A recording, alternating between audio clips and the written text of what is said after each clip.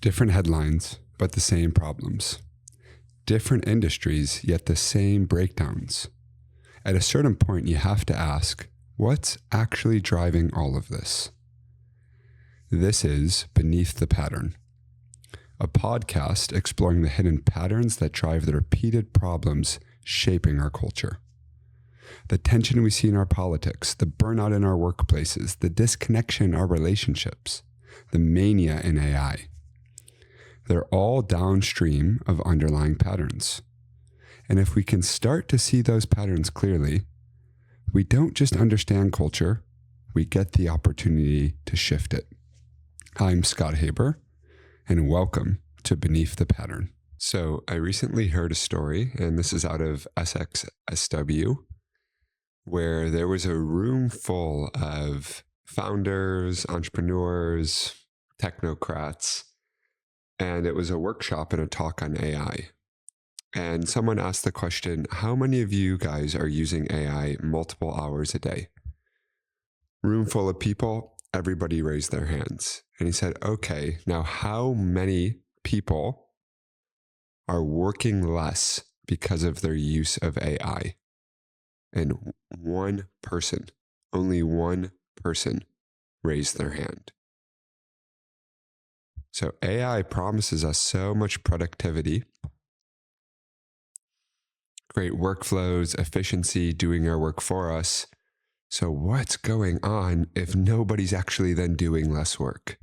So there's a strange thing happening with AI where if you really have your finger on the pulse,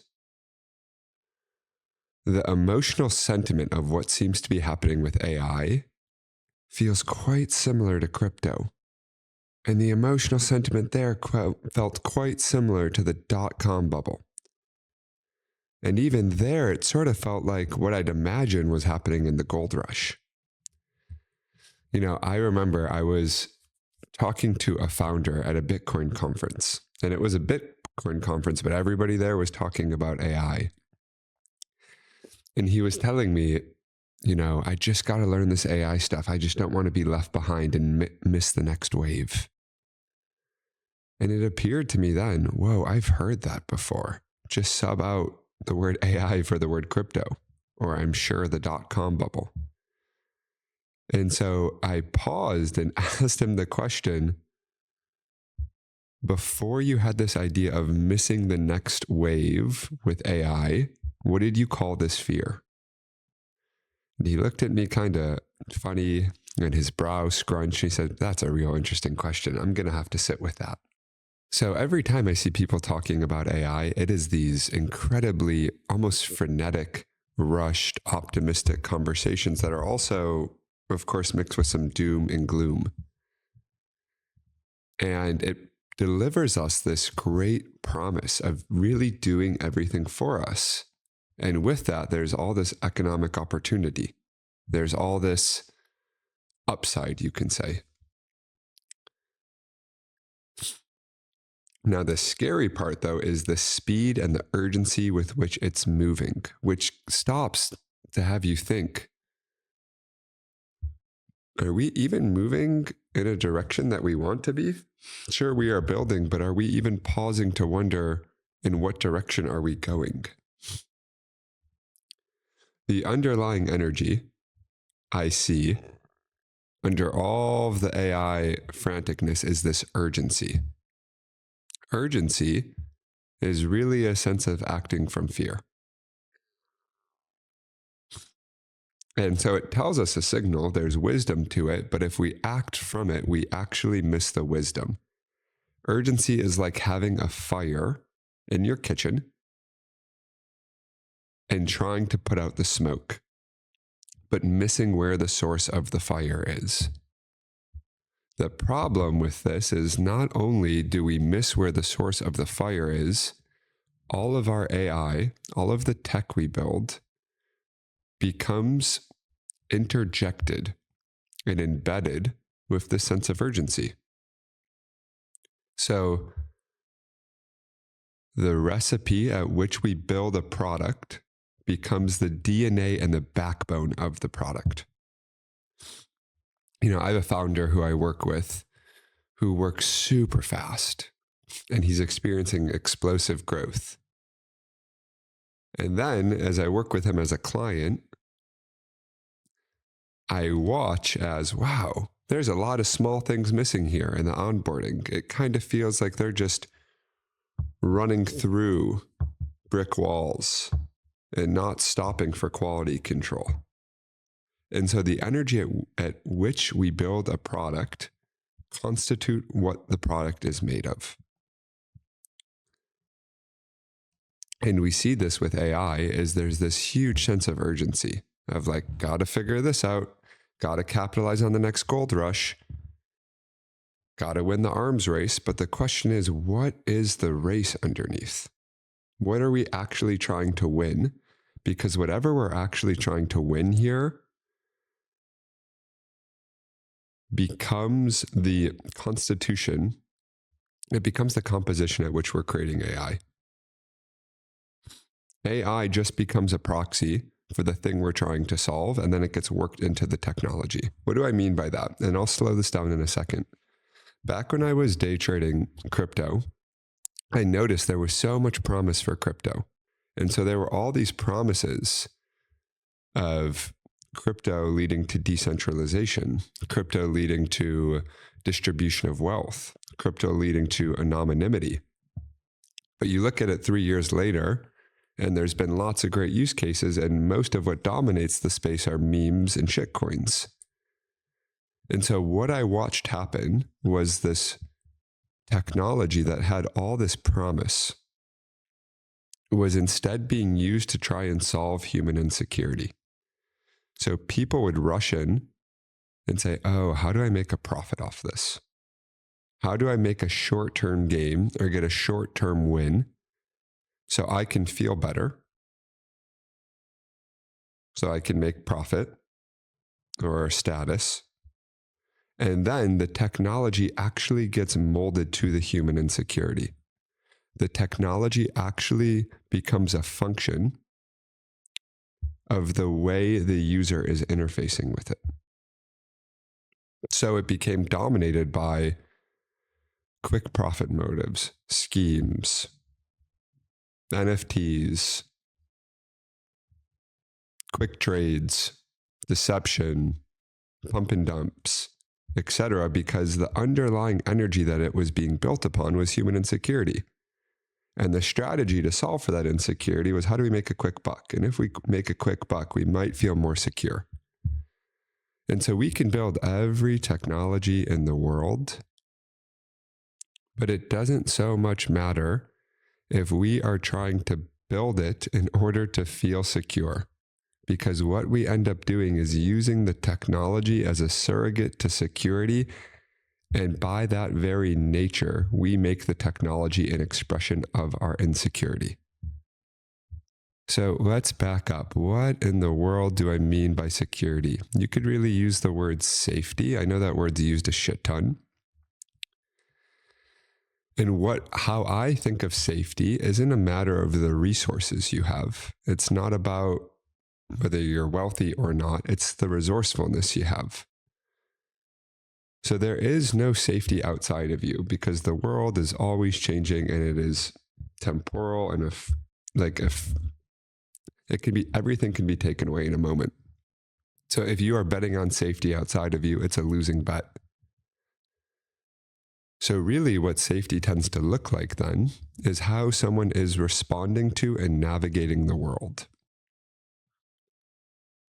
I would say safety is a function of a human that can meet their own needs. The more I trust myself to meet my needs, the more safe I'll feel. And that's beyond the resources I have. It's actually the level of ingenuity and resourcefulness I have to get resources. So if you think of this from an evolutionary lens, hunter-gatherers, where our biology and psychology was formed from, because we lived in long-term stable environments that human genetics are based upon, their safety wasn't whether they had food or not, but first and foremost, more foundationally, their safety was based on their ability to hunt for food. Their safety was based on their skillfulness to interact with the world and take potential nutrient that was out there and turn it into nourishment. So it wasn't based on if they had food, but their ability to hunt and gather. It wasn't even based on if they had community, but their ability to relate to create belonging. What we now see widely in our culture is all of our physical needs are met for us by the state and technology. We have food grown for us.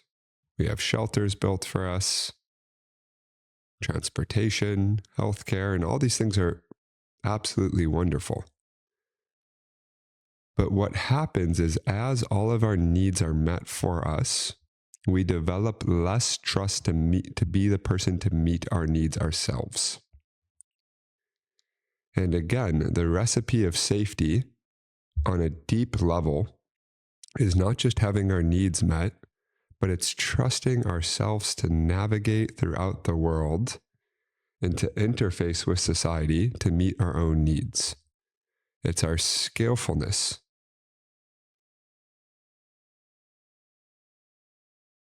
to take the nutrient that's out there and turn it into nourishment. So, take, for example, community. There's every opportunity in the world to have belonging and relatedness, but it doesn't actually matter if you have people around you. It matters how skillful you are to be able to connect with the world, to have a sense of connection and relatedness. And you can't automate that. You can't automate away meeting our own needs. And this isn't a rugged individualism or self-independence or self-sufficiency. It's a sovereignty to trust yourself to navigate with the world in a way that has you feel fundamentally safe and also has you depend on others because you can't meet your needs alone. And so what happens is as tech and state meets our needs for us, we not only fundamentally feel like we are less the person that can meet our own needs because the skills that we needed to do it are implicitly becoming obsoleted. And then we get these psyches that feel fractured. We also feel more isolated because we stop depending on the people around us to meet our needs together. We stop needing them to meet our needs. We need Facebook.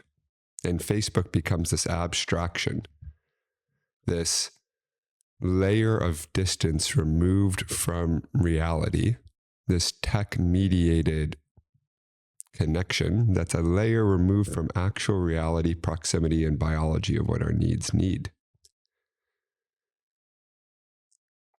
And so what happens here is tech, let's just take tech for example, tries to get better and better at helping us meet needs that it can never do.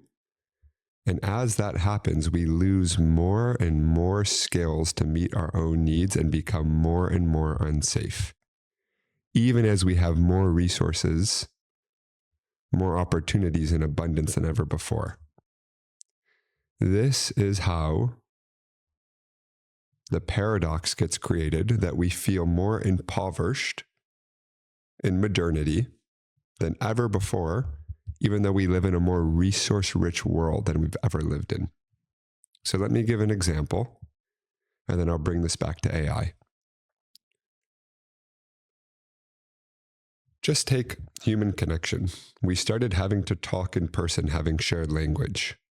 Eventually, technology comes in of written word. And how we have connection then can switch to letters and stories. It still takes an amount of skillfulness, but there's a layer removed from the personal world because now you start to get to filter your world. You start to get to think twice about what you want to say and try and say the perfect thing and don't actually have to be in the difficulty and complexity of the present moment, which is where the most high-level skillfulness is. Then keep jumping down millennia and millennia. Eventually, emails happen. And in emails, it's even quicker. You're getting to just type and eventually have autocorrect, where it still takes a certain level of skill, but you're being removed from the difficulty of the present moment and reality by getting to really slow down and say, what do I want to say perfectly? How can I orchestrate my message? All the while, you miss context cues from the person you're communicating with. So the communication really happens more with yourself. And then you have a conversation with people that's based on you presently trying to respond to their past correspondence. So we go from in-person communication to letters to emails, eventually to texts, to emojis, to AI prompting. And what do you see happening in this chain? You see technology more and more coming to quote unquote help or support us to communicate easier, more rapidly, more instantly, more conveniently. And as that happens, you actually lose your freaking ability to communicate. And as you lose your ability to communicate, you lose your ability to meet your needs for connection. More broadly speaking, as technology solves our needs for us in more nuanced and refined ways, we actually lose our own ability to meet our own needs because it's no longer being rewarded for,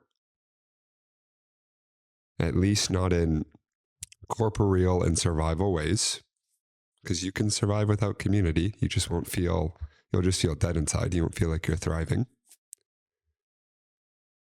And what happens is, though our needs, quote unquote, are more met, our physical needs, we feel more unsafe. We feel more insecure. So this is the trend we see. I don't even know what the newest gen is. Gen Alpha, Gen Z, who the fuck knows? But we see them actually, like the concept of asking a woman out at the bar is antique and foreign. Talking in person is a crazy idea. There's ideas to like leave your phones, to have restaurants that lock up your phones. And it's like going back to the 80s or 90s. Like it's this crazy concept. Because as technology, more and more with, whether we want to say sinister or innocent motives, tried to help solve our lives and make things more convenient, we lost the skills that had always been implicit to human functioning that we once needed to survive. And even though we no longer need those skills to survive, our biology still feels we need them. And our psychology still feels we need them. So even though we can survive more than ever before, we feel more fucking dead inside because we feel insecure. Because we don't feel sovereign.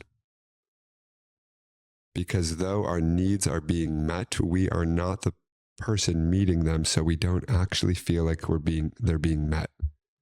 And so we go out into the world and we feel less of this skillfulness, less of this ability to take nutrient and turn it into nourishment. It's like going into a party and there's every opportunity for connection, but you don't really know how to relate and show up. Instead, your mind gets really loud. I'm just a loner. I'm a loser. No one wants to talk to me. They're going to think I'm ugly. They're not going to like what I have to say. These aren't stories and narratives of a healthy human population. They're stories and narratives of humans living in insecurity. And so, it's this ingenious thing. The technology we're trying to build comes from this insecurity as an attempt to solve for it, not realizing the very thing it's trying to solve for is actually itself the problem that it's creating.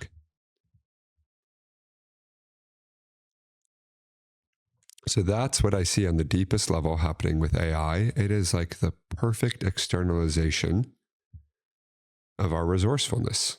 Oh, wow, there is this automated, in a way, system that can just do all the things for you. So it's literally like this ingenious engineering on our resourcefulness.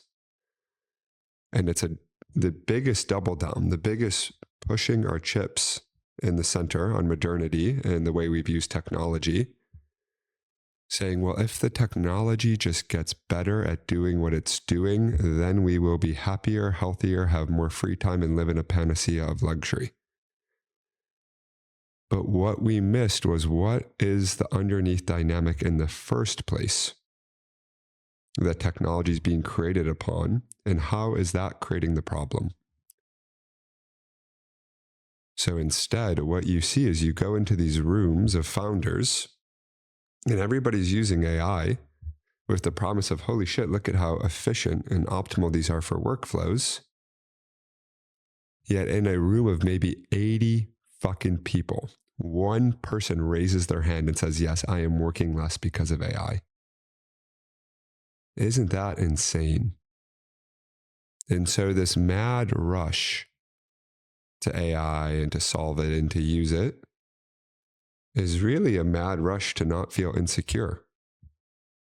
If I can just have this thing that does all the things I need to do for my business and automates my workflows and gets clients and makes me more money and makes it so I don't have to do admin, and also maybe they can send that hard message because I don't exactly know how to send it, then, only then will I get to rest and relax. And I know that.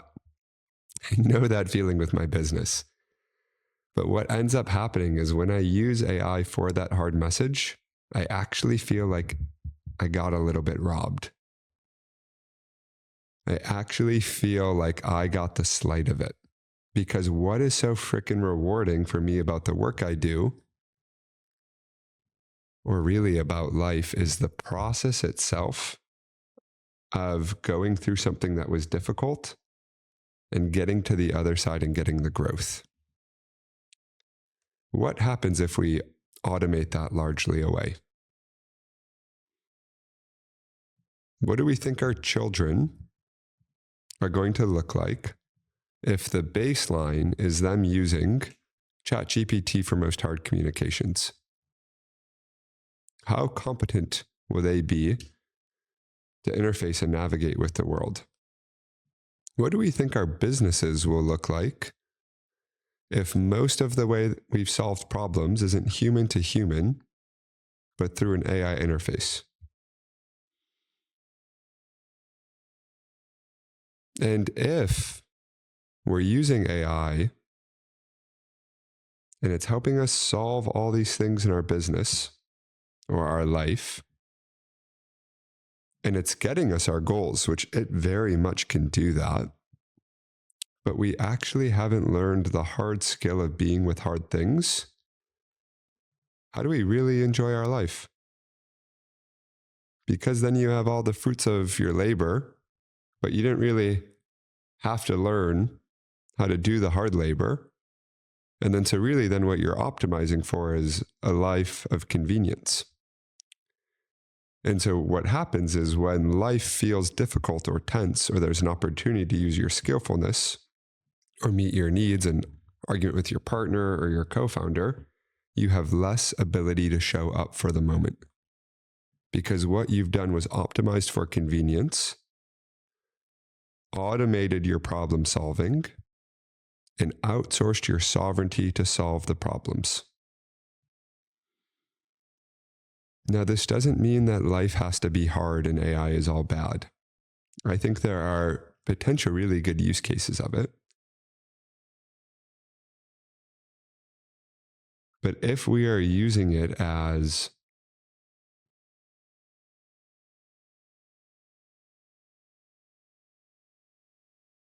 a way to solve hard things and meet our needs and not have to get our own resourcefulness, then we can have all the resources in the world and we will still feel impoverished. And so I see a bunch of people, like I saw in crypto, or like I'll see with business owners, running to this thing, thinking this thing is the promised land, thinking on the other side of this, quote unquote, the proverbial this, that we would have reached some destination. But life is iteration. Life is not destination. There is rarely any arriving. Because once you arrive, life continues. There's the next breath. And so I used to have this thing when I was, before this podcast was a podcast, I was working on a book on these exact concepts. And I would keep thinking, once I do this, that's my moment. Then I'll be there. Then I would have arrived. Once I make this connection or make this money, or even once the book is out there. And what I got in return was letdown and disappointment. What I got instead was, oh man, that was it? Or it didn't happen. And okay, what's the next thing that I now have to, pull up my bridges and clench down to make happen? Because what I really was looking for was not the results themselves, but myself.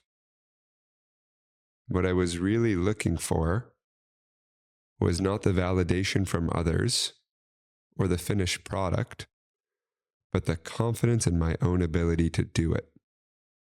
And God willing,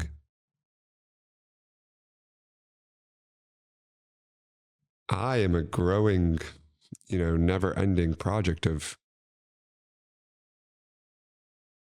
developmental increase. So there's no arriving of now I'm here. There's just learning and growing. And I wonder what would happen if instead, 7 years ago, I used AI to write my book. And maybe I'd use AI and I'd get this beautiful book that would be better than I could ever write. But I actually wouldn't have become the person who I had to become to write it. I wouldn't get all the ROI on my self-understanding that it took to go through my process to distill and clarify my thoughts, to make them clear enough for other people to hear, which is the product of what you're listening to right now.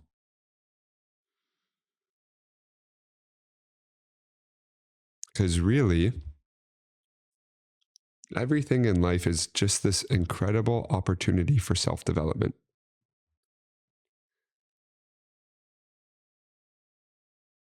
Every place that it gets hard or tricky to share yourself, to pitch a customer, to have a difficult conversation with your co-founder or partner, is just pointing you back to some difficulty within you and some intense sensation to feel. And when you treat it that way, you see, holy shit, this is just an obstacle course for my growth. Every trigger, every difficult moment, every up level in my business, every breakdown in my relationship is literally just pointing me to something in myself. And the more I embrace it head on, the more I become in my becoming. The more I'm becoming the person I want to be. The more I find out who I am truly. The more rich internally I feel. The more able I am to meet the world, to meet my needs and to have my needs met for me, the less both dependent I feel on other people, but interdependent, because I realize my needs can't get met on my own. And what happens when we automate that process? Again, I'm not saying all AI is bad, but it's a really slippery slope. What starts with, cool, just spell check this, then becomes, oh, give me a little edit suggestions, then becomes, hey, here's 3 sentences. What do you think? Can you make this into a few paragraphs? Then becomes, my tone of voice, write this for me. So we are asking AI to do the work of our becoming. And that's what's fulfilling about life, is to do the work of the becoming, which never ends. That's what's so joyful about it. You're always becoming. And so this urgency around AI, which was the same urgency in crypto and the same urgency in the dot-com bubble, is let us get there, to the promised land, where we've won the race, where we're fully automated, where we've capitalized on the profit share. But there is no there. That's the whole hoax. There's no there. There is here. And you're ever becoming. And it's available to you in every moment that's difficult. It's available to you in all of your confusion in the places you feel mentally spun out. It's available to you when it feels really hard to write an email, or to have a conversation with a coworker, or to speak your truth to your partner. Lose those moments, the difficulty, the complexity. You end up losing your sovereignty. And that's what we've seen, or that's what I see, as this growing trend of modernity, all the way back to hunter-gathering.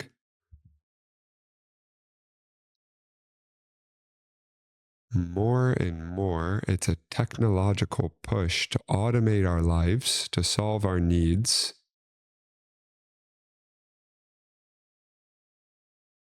And the result is we lose ourselves. The result is we become less immersed in the world, less in our becoming. And then it's the perfect expression of it, where AI then becomes this like clonographic, cheap facsimile of you. And it's this absolute perfect trajectory of this underlying theme of, as we lose ourselves and technology becomes more and more capable to do the becoming work, technology is becoming more and more human, and humans are becoming more and more replicable and replaceable. And so then we see this huge trend in the workforce of this fear of replaceability, of getting laid off.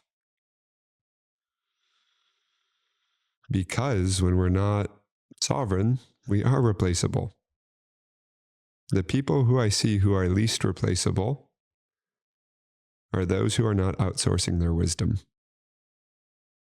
are those who have learned to stay in difficulty, intensity, and the context of live, time, sensitive, emotionally fluctuating humans, to be perceptive and to read it with clarity and to respond with efficiency and clarity.